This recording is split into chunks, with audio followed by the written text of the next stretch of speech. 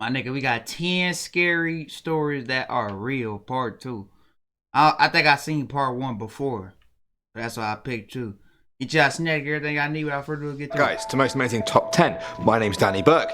Do you remember when I talked about scary stories that are extra scary because they're also true? That video up here got a lot of good feedback from everyone. I don't know what it is that you guys like about being scared so much, but you really do love it, so fear not. I am back with more terrifying truths with the top 10 scary stories that are real, part 2. Starting off at number 10, we have the killer body fumes. In 1994, Gloria Ramirez was rushed to hospital with breathing problems and ended up dying from heart and kidney failure. Damn, nigga, look at them damn feet. Who feet that is, bro? 10. We have the killer body fumes. In 1994, Gloria Ramirez was rushed to hospital with breathing problems and ended up dying from heart and kidney failure. While they were trying to save her, the ER staff inserted an IV drip into her and drew some blood. They said it smelt like ammonia, and some people reported her skin being covered in a strange oily layer. The nurse then noticed strange particles floating in the blood. Soon, she fainted. Then the doctor left the room, sat down, and also fainted. Next, a respiratory therapist in the room fainted. People started dropping like flies. Damn. When they woke up, they couldn't stop shaking and their skin felt like it was on fire. The ones who were closest to Gloria Ramirez ended up being hospitalized for days, but out of the 37 emergency room staff members, 23 of them experienced some of these strange symptoms. Scientists have struggled to put forward a theory as to why Gloria Ramirez's body was just so toxic and how fumes from her blood were just so dangerous. Coming at number 9 now, we have Hell The no. Watcher. In My 2014, nigga, just imagine that shit, bro. Like, you working there, like, say you work and you did that type of shit, like at a mortgage or something. I say it. Did I say it right? Mortgage. With your Oh children. my God. I ain't a mortgage. Well, however the fuck you say it, or a nurse, or a damn hospital worker, or anything, whatever. The motherfucking body come, you just start passing out, nigga. I'm quitting. I ain't gonna lie. After that shit, I'm gonna be a quick. family in Westfield, New Jersey were forced to flee their brand new $1.3 million home after receiving letters from someone who called themselves The Watcher. Now, The Watcher had told the new family that the home had been in his family for decades and that they were put in charge of watching and waiting for its second coming. Now, if that doesn't sound creepy enough, wait till you hear this. The Watcher then asked if the family's children had found what's in the walls yet, and also said, "I am pleased to know your names now and the names of the young blood you have brought to me." Quite rightly, the family left soon after that, and the police never found out who the Watcher really was. No new letters have been sent, and it's thought the Watcher is just waiting to watch the new arrivals. Next up at number 8 now, we have Heaven's Gate. In 1974, a group called Heaven's Gate formed in the United States. They believed the Earth was about to be recycled. All life would apparently be wiped out, and the only way for them to be saved was to evacuate the planet and get onto a spacecraft that was traveling behind an approaching comet. How? By committing mass suicide. This UFO would then apparently take their souls to a level of existence above human. On March 26, 1997, their bodies were found at a rented California ranch. 38 members had killed themselves by taking a lethal cocktail. Police Hey. found all of them lying In GTA. neatly in their own bunk beds. Their faces were covered with a square purple cloth. All of them had black sweatpants and joggers on, brand new Nike shoes and armband patches that said Heaven's Gate Away Team. This was not a joke. Tapes that they had recorded before the mass suicide can be found on YouTube right now. Coming in at number 7, we have Facebook from Beyond the Grave. In 2014, Reddit user Nate SW shared a very chilling story. On the 7th of August 2012, his girlfriend Emily was killed in a car crash. They had been dating for 5 years. 13 months passed with Nate trying to move on from that, and then on September 4th, 2013, he got a Facebook message from her. Hello, who was this? It's really weird receiving messages from Amazon account. Okay, well, in the future, please send me messages from your account. At first, Nathan presumed it was The from fuck? Emily's mother, who he had given the Facebook password to.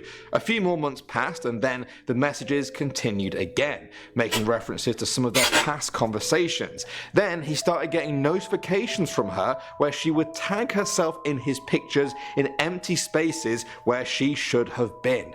No matter how many times he changed the password, the messages just kept coming. Eventually, she started to say she was cold, really cold. She was freezing and didn't know what was happening to her.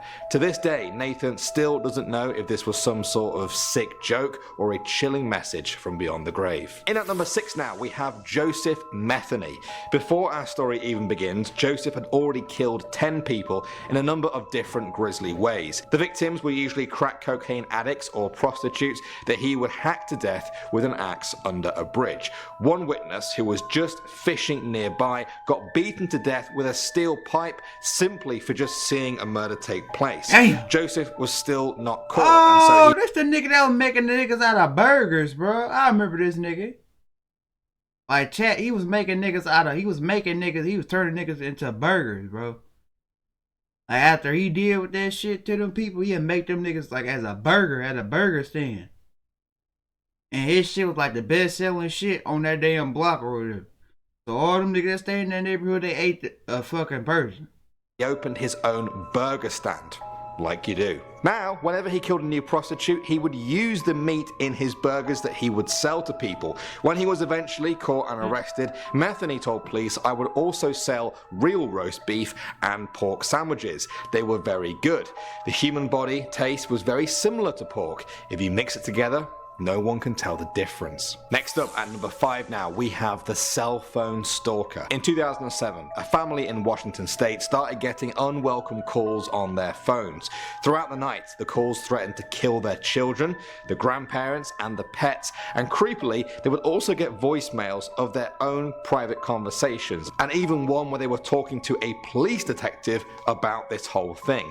Disturbingly, when the phone call's origins were traced, they seemed to come from the family's own phones, even when they were switched off. Their phone company said this should not be possible. At one point, even the neighbor got a call. She was apparently slicing limes in her kitchen when the stalker called and said he preferred lemons. No matter how many times they changed their phones, the calls just kept coming. The stalker was never caught, and in the end, the family said if they go a day without a call... Nigga, imagine you just got done frying some motherfucking chicken, bro.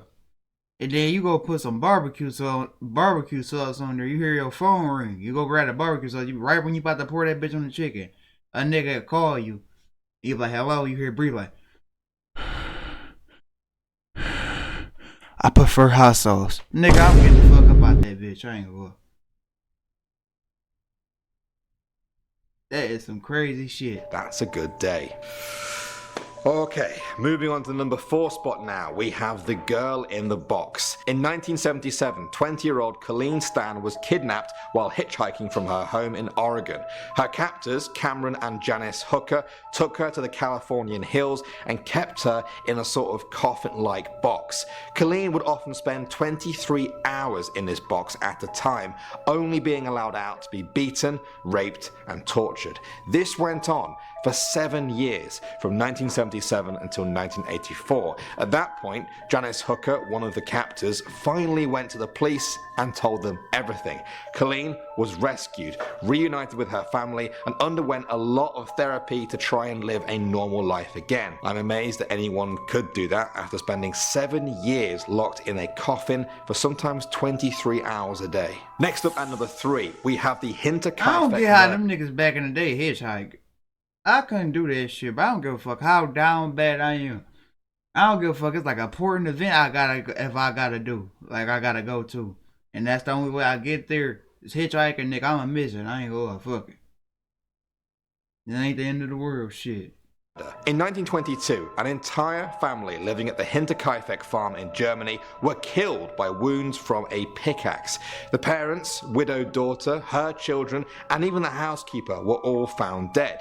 4 of them were in the barn and 2 of them were in their beds. Here's the really creepy thing. The murderer apparently continued to live at the farm with the family's dead bodies there for some time afterwards. Police knew this because when they arrived, the animals were still being fed. Neighbors apparently saw smoke coming from the chimney, and also the dog was tied up outside the barn. It gets even creepier. Before their murders, the family had reported hearing footsteps in the attic, seeing footprints in the snow that led from the woods to the house but not back the other way, and they also saw claw marks on the door of the tool shed where they kept the pickaxe that was used to kill them. The crime was never solved. Coming in at number 2 now, we have The Waking Dead. Man, so you telling me that nigga that got away, well, that was like the 1800s, wasn't it? That shit. Judging by them damn pictures, that was a long time ago. But shit, y'all can't reopen the case or something? Because the nigga that did it, he dead. It ain't no he alive. That nigga dead by now. He's gone. Story comes from Honduras, where a girl called Nacy Perez went into a panic attack after hearing gunshots. When she started foaming at the mouth, a priest was called to exorcise her of an evil spirit. Soon though, she was pronounced dead in hospital and buried in her wedding dress at the cemetery. A day after the funeral, her husband was visiting her grave when he heard banging and screaming coming from inside the concrete tomb. A graveyard worker confirmed hearing the exact same thing. The family arrived, smashed open the tomb and took her to hospital. Her cousin said she put her hand on her body and she was still warm. She had scratches on her forehead and bruises. See, this how you know them damn funeral homes and shit. They don't be putting that bomber fluid and all that other shit, taking all that shit out the body like they say they do. Cause how the hell is she still alive? Her fingers. It looked like she had tried desperately to get out of the casket and had hurt herself. She was pronounced dead again at the hospital and buried for a second time. Some people say she didn't actually die the first time and instead might have woken up inside the coffin and died from lack of oxygen. And finally now, at number 1, we have Rodney Alcala. This man is a convicted rapist and serial killer who has been sentenced to death for the murder of 5 women between 1978 and 1979. The scary thing is, it's thought he could have killed as many as 50. Right in the middle of this killing spree, Rodney Alcala was accepted as a contestant on the dating game TV show where men compete for a date with a bachelorette. In the TV footage, it's incredibly disturbing to see this man flirting with women, as he had just killed 2 women recently. I'm called the Banana. So this nigga on live television? Not long after, Rodney Alcala would go on to kill 2 more women. Horrifyingly, he actually beat the other contestants. The only sliver of light in this dark story is the fact that the woman that he won the date with eventually refused to go on the date with him because she found him creepy. I hope someone studied her superhuman senses because that woman was on the ball. Well guys, what do you think of all of those? Are you... She trusts her gut feeling, nigga. That's why I'm trying to tell y'all niggas, they don't matter. I don't give a fuck. If you got a motherfucking final exam and you gotta go to school tomorrow, if you feel like something gonna happen, you walk into that damn school, you feel like something ain't right, stay your ass home. But I'm telling you, bro. Your gut do not be lying, my nigga. I'm telling you. You could be in your head like, I gotta do this shit. I gotta do it. Nigga, if something tell you like, nigga, I don't know about that. Don't do it, bro. Tell you, don't do it.